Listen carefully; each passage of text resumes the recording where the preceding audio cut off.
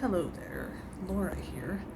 Welcome to another one of my videos. I just wanted to talk in this video how Watchtower really tries to fit us into a mold, but that is just, we're not meant for that as humans. And what are we, clones? We're not all meant to be crammed into a very specific mold in order to fit, and like what they want us to be. Because when you're a Jehovah's Witness, there is no individuality. There is no freedom to think and reason and to question.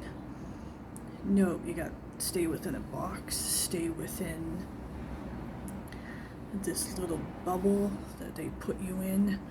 It's like trying to fit a triangle mold into a square mold. It's just not gonna work. When you're a Jehovah's Witness, it's just do more, do more, do more. This ain't like, you have to go out and preach or you're not in good standing. You have to come to all the meetings or you're not in good standing.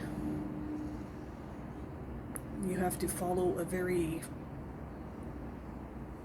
high standard of dress code, a dress and grooming code, or you'll get in trouble. I was thinking how men cannot have beards. I know some have had mustaches, and it might differ in other countries around the world, but for the most part they can't have beards. Like women, like your skirt can't be too tight, you can't have too dark of makeup on, you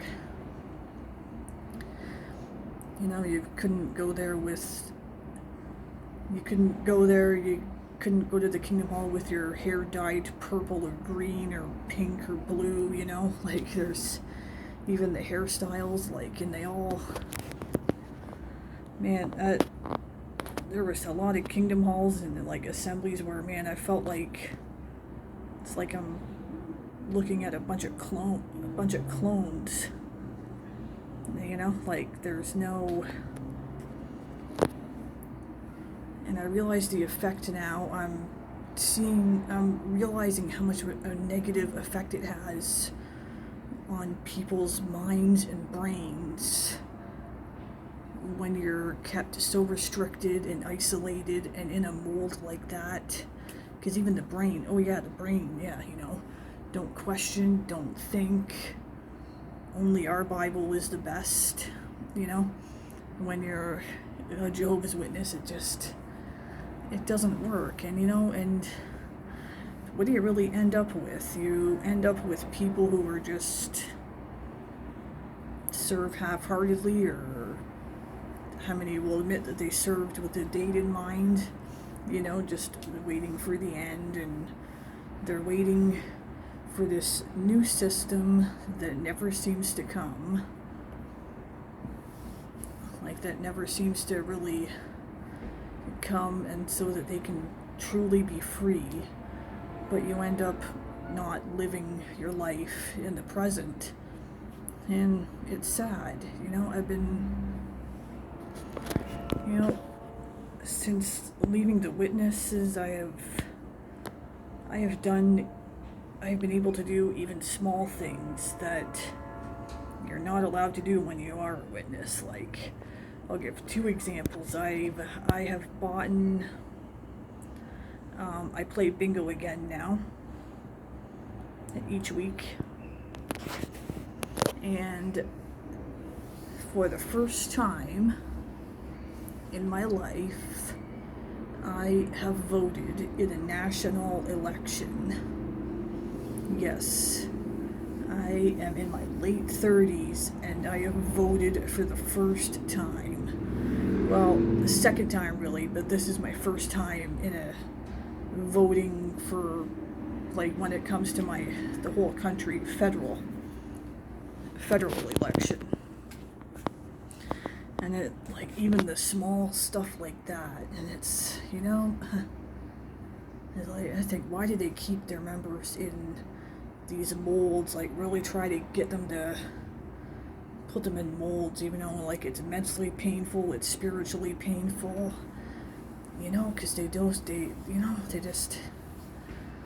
just want you to obey them at all costs, and, you know, just serve them. Like, I think really you're just nothing but a number to them, and because, you know, and just like a factory that would make molds like ceramics or whatever, what happens when they get molds that are cracked or dented, you know, they toss them in the garbage. They're no good. And that's what Watchtower does with when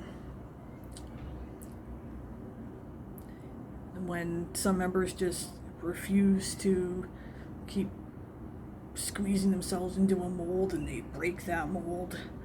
What does Watchtower do? They toss you away like garbage, you know, into the trash, and and that's